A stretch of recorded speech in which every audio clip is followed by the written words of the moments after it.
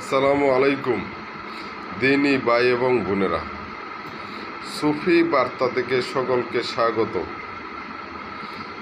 মহাপরাক্রমশালী প্রজ্ঞাময় অশেষ রহমতে, বরকতে, মেহেরবানিতে আমরা দুনিয়াতে মানুষ রূপে প্রেরিত হয়েছি। নির্দিষ্ট সময় শেষে আমরা রবের কাছ থেকে আসছি এবং আবার নিশ্চিত রবের কাছে চলে যাব। তাই আমাদের জীবনের উদ্দেশ্য,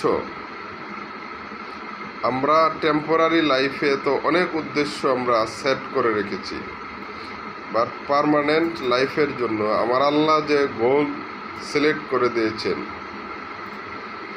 আমরা সৎ কর্ম করব, আল্লাহর ইবাদতে মশগুল থাকব।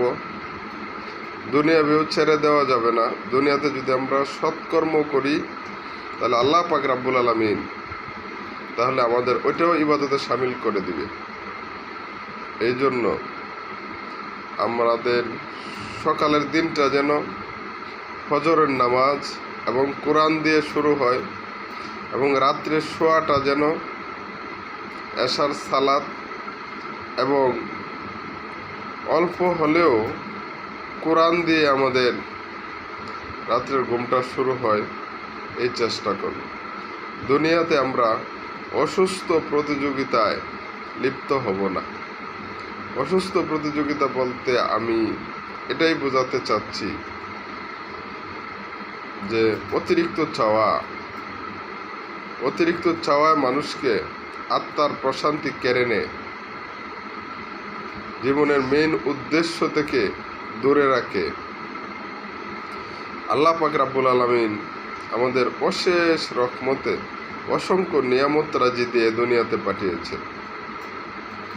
আল্লাহকে রাজি খুশি করে আমরা দুনিয়া থেকে বিদায় নিতে পারলে আমরা পার্মানেন্ট সফল।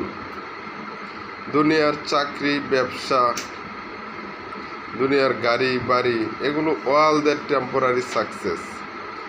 রিয়েল সাকসেস, রিয়েল সফলতা আমার আল্লাহর কাছে। আমরা যদি আখিরাতে বিনা হিসাবে জান্নাতে যেতে পারি, সেই হিসেবে আমরা প্রস্তুতি নিই। ইবাদতের বিনিময়ে আমরা জান্নাতে যেতে পারবো না, এটা নিশ্চিত। আল্লাহর রহমতের আশা করি, কিন্তু আল্লাহর রহমত তো তাকেই করবেন যে আল্লাহর আদেশ নির্দেশ মানেন, কোরআনের নির্দেশনা মানেন। মানতে গিয়ে যদি আমাদের ভুলও হয়, আল্লাহ আমাদের স্যাক্রিফাইস করবেন। বাট অনেক